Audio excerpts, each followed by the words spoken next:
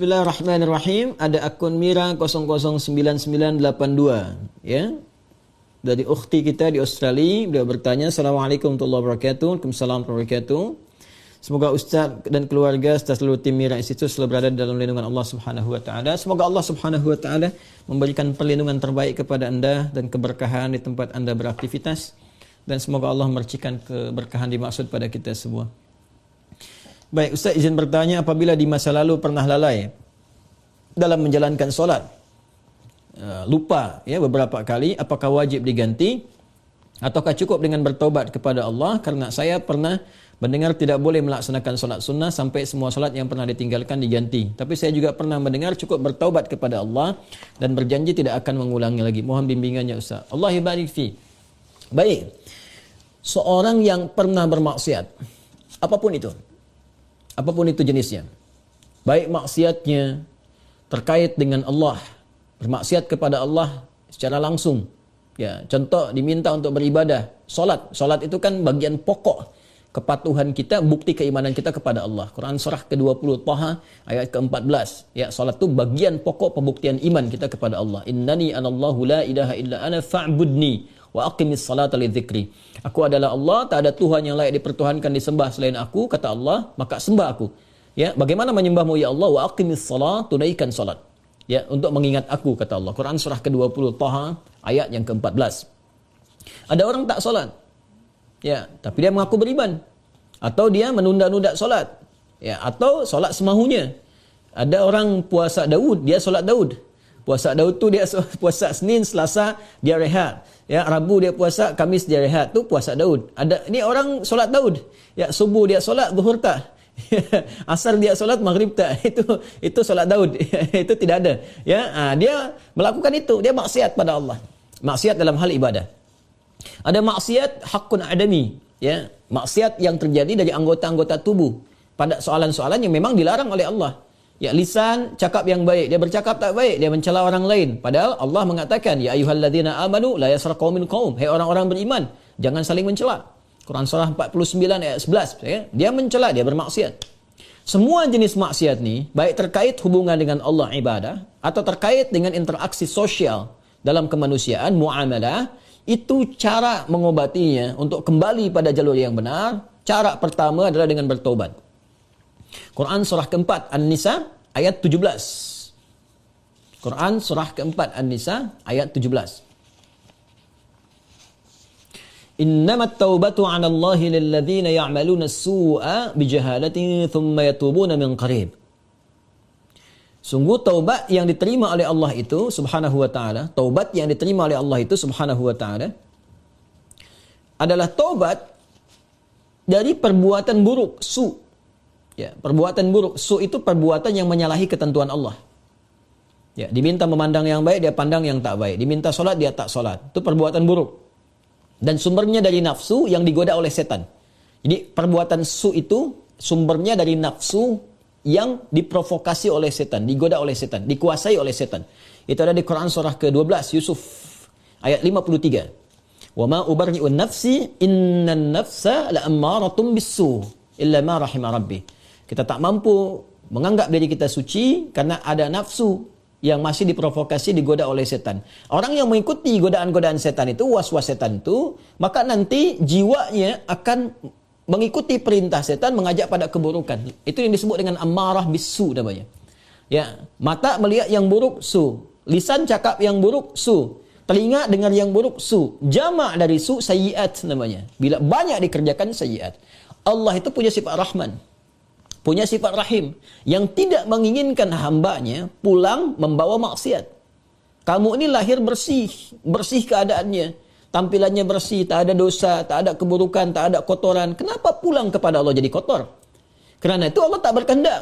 Allah tidak berkehendak bila ada hamba satu pun pulang kepada Allah dalam keadaan maksiat, dalam keadaan kotor. Maka sepanjang dia hidup diberikan kesempatan untuk taubat. Taubat ini nanti yang berpeluang membersihkan kembali kotoran-kotoran dosa dan menyucikan jiwa-jiwa yang penuh dengan dosa-dosa. Ini taubat namanya. Nah, taubat itu nanti ada 3 turunan hukumnya. Ada 3. Satu, mengakui kesalahan. Salah ini. Jadi kalau kita sadar, ya pernah salah, itu sudah sepertiga taubat. Dan itu mahal sekali. Hidayah Allah mahal sekali. Itu yang tak dipunyai oleh syaitan. Syaitan itu tak punya itu. Ya, karena sifat sombong, dia tahu Allah itu penerima taubat, tapi tak mau taubat. Ketika diminta oleh Allah itu untuk taubat, diberikan isyarat tuh, dikonfirmasi, ditanya, "Ma mana'aka alla tasjud?" Ya, "Ma mana'aka alla tasjuda idz amartuk?" Kenapa kau tak mau sujud ketika aku perintahkan? Itu kan isyarat taubat. Ya, Quran surah ke-7 ayat 12. Ya, tapi dia tak mau taubat. Ya, tak mau taubat. Dia menjawab, "Ana khairum minhu, khalaqtani min narin wa khalaqtahu min tin." Aku lebih hebat. Nah, itu bahaya. Kesombongan itu bisa menutup seseorang untuk bertaubat kepada Allah. Itu bahaya sekali. Karena itu Allah mengharamkan kesombongan. Ya, karena sayangnya kepada hamba diharamkan kesombongan supaya masih berpeluang untuk taubat. Itu bezanya syaitan dengan manusia. Ingat ya? Manusia salah karena ada nafsu, tapi manusia taubat. Adam manusia diberi contoh oleh Allah, ya, supaya bisa diteruskan pada anak cucunya. Diberi contoh, Adam keliru, lalu kemudian diberikan jalan taubat. Al-Baqarah ayat 37. Fatalaqqa Adamu min rabbih kalimatin fataba alaihi. Adam menerima talaqi ayat-ayat taubat. Ya, dia memohon kepada Allah, Rabbana zalamna anfusana wa illam taghfir lana wa tarhamna lanakunanna minal khasirin. Taubat, dia diterima taubatnya. Syaitan salah, diberi kesempatan taubat, dia tak taubat. Ya, jadi jangan ikuti jejak syaitan. Wala tattabi'u khutuwatis syaitan. Quran surah kedua ayat 168. Jangan diikuti langkah syaitan. Kita beza dengan syaitan, kita beda dengan syaitan. Manusia salah, manusia taubat. Syaitan salah, syaitan tak kenal taubat. Jadi kalau ada manusia bersalah, pernah berbuat salah, tak mau dia taubat, itu patut diduga. Boleh jadi sedang dikuasai oleh syaitan. Nah, jadi kalau ada pertanyaan, itu pertanyaan fitrah. Ya, saya pernah salah. Itu selalu ada fitrah itu. Ya, dua anak Adam yang pernah salah satunya bermaksiat itu dan berkehendak untuk membunuh Adam, membunuh anak Adam salah satunya. Ada kisah dua anak Adam itu di surah Al-Maidah, ya, ayat 27 itu, ya, sampai dengan 30, ya. Watlu alaihim bil haqqi watlu alaihim naba ibna adam bil haqqi id qaraba qurbanan fataqabbala min ahadihima wa lam yutaqabbal min al-akhar. Muhammad SAW kisahkan, bacakan kepada umatmu, ya, tentang kisah dua anak Adam yang diperintahkan untuk berkorban. Yang satu berkorban baik, yang satu tidak. Ya, maka yang satu diterima, yang satu tidak. Maka yang kecewa ini dia merasa cemburu, ingin membunuh. Nah, ketika akan membunuh ini fatawat nafsu lahu nafsuhu, fatawat tawa itu artinya naik turun. Ya, jadi enggak ya, lakukan tidak ya. Nah, itu di fitrah kita itu selalu ada bagian fitrah yang mencegah berbuat maksiat. Ada yang sifatnya mencegah dari awal, ada yang sifatnya menyesali. Ya, menyesali itu sambil mencela. Kenapa tadi saya harus marah nih sama anak nih? Kenapa tadi saya harus mencela dia? Kenapa tadi harus saya cemberut? Kenapa tadi saya harus berkata yang kasar? Padahal saya bisa berkata yang lembut. Nah, itu ada penyesalan yang kedua sambil mencela diri. Nah, bagian yang kedua ini setelah tak mampu mencegah, dia menyesali, disebut lawam namanya. Sifatnya lawamah. Ya, makanya ada yang dikenal dengan nafsul lawamah. Diri, jiwa yang mencela. Kenapa melakukan itu? Nanti puncaknya terjadi di akhirat, saat kembali, saat hari kiamat. Ya, banyak orang menyesal, kenapa dulu tak begini? Kenapa dulu harus begitu? Nah, itu ada di surah Al-Qiyamah, surah ke-75, ayat yang kedua. La uqsimu biyaumil qiyamah, wa la uqsimu bin nafsil lawamah. Ya, aku bersumpah, kata Allah, ya, ada di jiwa-jiwa itu sebetulnya yang menyesali perbuatan buruk itu kenapa terjadi. Nah, taubat itu karena harus membuktikan kesungguhan untuk berubah, itu harus menyentuh kepada jiwa yang terdalam tadi. Karena itu harus ada unsur pengakuan, yang kedua unsur penyesalan. Unsur pengakuan itu secara fitrah akan muncul dengan sendirinya. Karena itu kalau keluar dia di pernyataan, itu Masya Allah, itu sudah hidayah Allah yang sudah masuk ke dalam jiwa. Jangan tinggalkan. Cepat ambil. Ya, siapapun pelaku maksiat akan ada bersitan, sekelebat dalam jiwanya itu berpikir, apa aku harus selalu begini gitu. Ya, mungkinkah aku berubah? Nah, kalau ada hal semacam itu sudah hidayah. Ya, kalau ada orang banyak berbuat maksiat pun kita sekelilingnya itu kita mendoakan, malam-malam kita sujud minta pada Allah supaya diberikan hidayah. Jangan-jangan dia itu ditempatkan jadi tetangga kerabat kita, berkehidupan dengan kita supaya memang kita bisa mendoakan dia. Ya, bukan mengutukinya, mencelaknya, tidak. Mungkin supaya dengan adanya kita ini dia bisa melihat jadi wasilah hidayah dari Allah Subhanahu wa taala. Jadi pertanyaan semacam ini itu sudah sepertiga bagian dari karunia Allah. Selanjutnya apa? Sesali itu. Jadi mengakui. Nah, ini sudah disampaikan. Kedua, menyesali. Menyesal itu sudah bagian perwujudan, ya, supaya kita bisa mengendalikan nafsul lawamah tadi, supaya tidak dibawa ke akhirat. Ya, jadi dengan menyesal itu nanti digugurkan oleh Allah hal-hal terkaitnya sehingga lapang hati kita. Ciri orang taubat itu, ya, kalau dia sudah bertobat mendekat kepada Allah, yang pertama diberikan oleh Allah kelapangan hatinya, ada ketenangan. Ya, yang tidak bisa dirasakan, ya, dengan bandingan-bandingan materi. Tidak sama dengan ketika diberi materi dunia, dikasih uang, ya, senang, bahagia, lapang, dikasih kereta, bahasa Malaysia kereta, mobil, ya, atau fasilitas lain, senang, lapang. Taubat itu punya ciri sendiri, tak sama dengan kebahagiaan itu. Ya, dia ada menghunjam ke kedalaman hati itu, ada ketenangan, ya, ada kelapangan. Jadi begitu kita sujud, ya kan? Kemudian kita minta ampun, mengakui, menyesali, air mata keluar, getaran itu yang menggerakkan jiwa, nah itu sudah menyentuh kepada hati. Ya. Jadi ulama dahulu mengajarkan taubat itu sampai hatinya tersentuh. Ya, bukan taubat yang di lisan saja, saya taubat ya Allah, taubat ya Allah. Ya, taubat itu mesti mampu melapangkan hati, jiwanya mesti tersentuh. Keadaan hati yang lapang, yang tersentuh, sehingga menjadikan cawan hatinya terbuka, siap menerima perubahan, itu disebut nasuha namanya. Nasuha. Ya, karena itu pernah dengar nasihat. Saya mau minta nasihat dari Ustadz. Nasihat. Nasihat itu dari kata nasoha. Sesuatu yang melapangkan. Karena kalau kita dengar nasihat, hati kita lebih lapang. Anda punya masalah, konsultasi, diberikan jawaban, hati lapang. Itu nasihat namanya. Ya, seakar dengan kata nasoha. Nasoha yansohu. Sifat keadaannya disebut nasuha. Karena itu kita mendengar ada ungkapan, istilah, bahkan diambil dari ayat-ayat yang sampai kepada kita, taubat nasuha. Ya kan?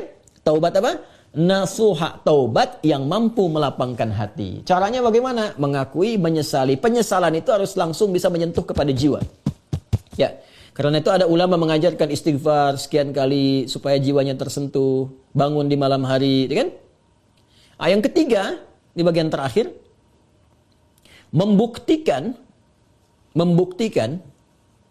perubahan dari hasil taubat itu.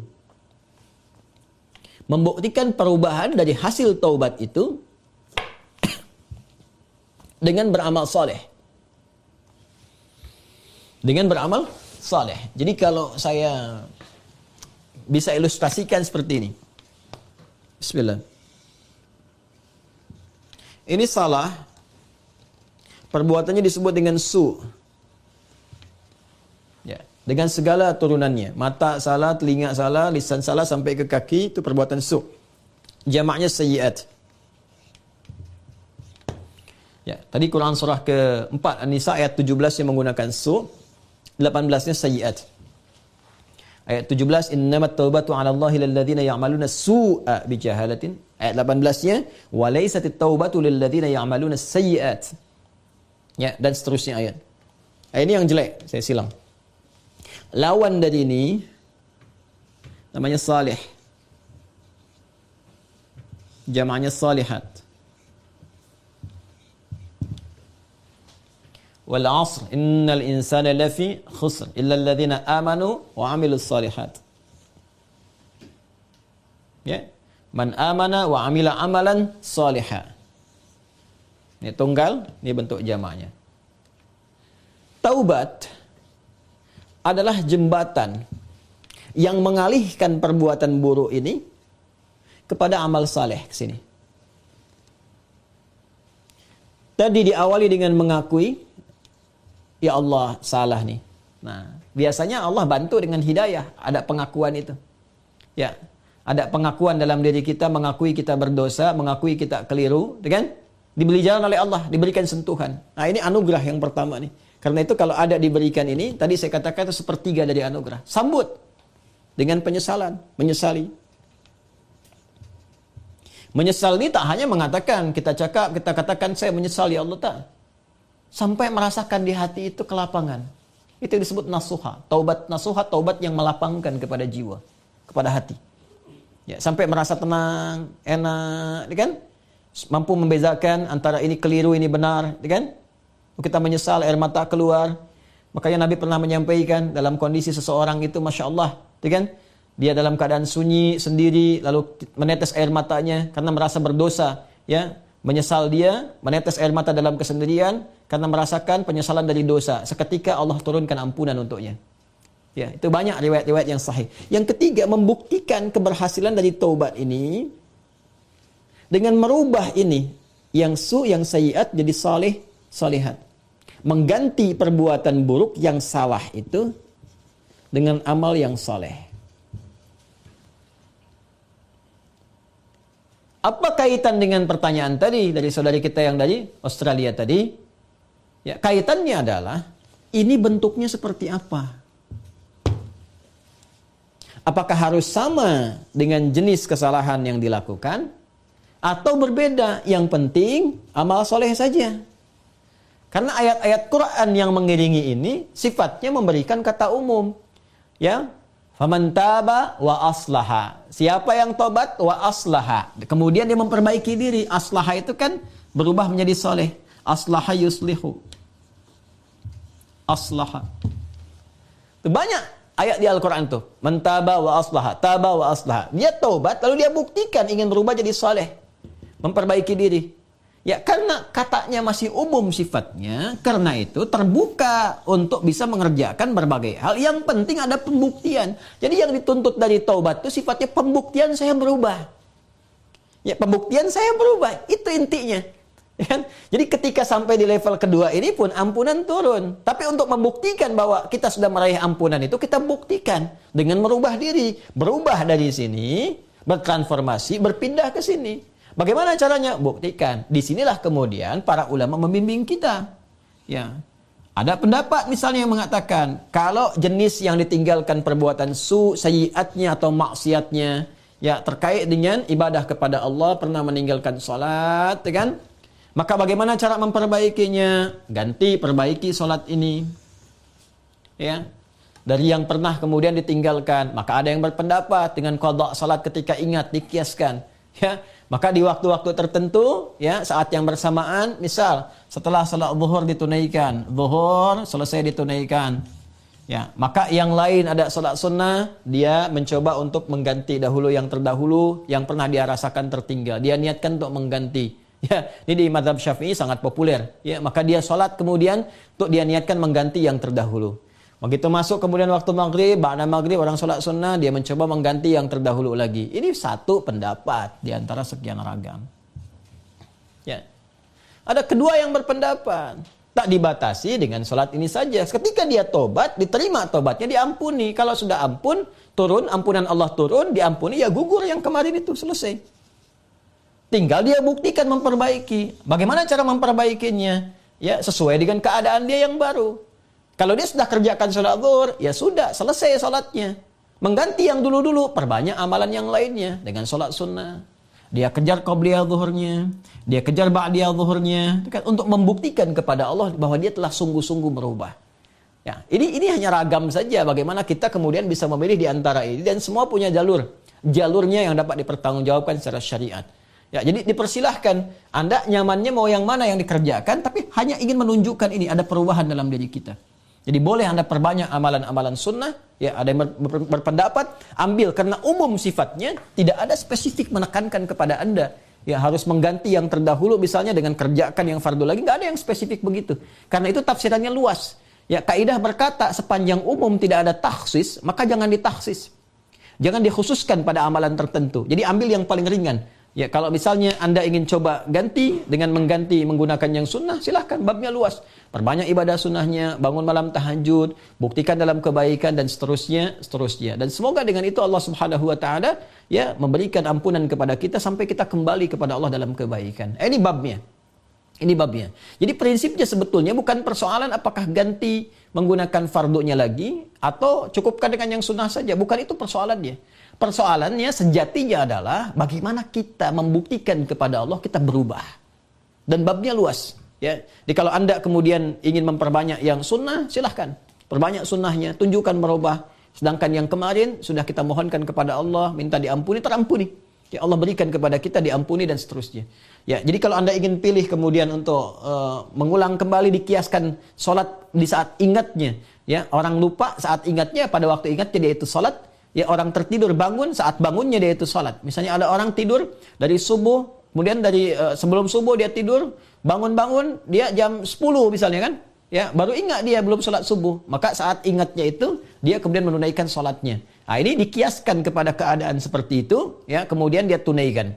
Adapun orang-orang yang kemudian dia ingin memilih, saya ingin perbanyak yang sunnahnya saja, tak ada masalah. Ya, tak ada masalah. Ya, jadi silahkan perbanyak sholat sunnahnya, dan tidak ada satupun dalil yang spesifik mengatakan dilarang menunaikan sholat sunnah sebelum yang fardunya tercukupi dahulu. Kita pun tak tahu berapa fardu yang sudah tertinggal. Bagaimana mencukupinya? Ya, jadi nggak ada dalil spesifik seperti itu. Yang ada adalah terbuka luas untuk kita beramal, membuktikan kesungguhan kita telah berubah. Wallahu ta'ala a'lam bis-shawab, dan semoga Allah menerima taubat yang kita mohonkan kepada Allah, dan tidak ada semua kita yang bebas dari kesalahan. Saya, Anda, kita pun pasti pernah berbuat salah. Dan Allah sangat mencintai pelaku maksiat yang bertaubat dibandingkan dengan seorang yang saleh yang tidak pernah merasa salah dalam kehidupannya. Wallahu ta'ala a'lam bis-shawab.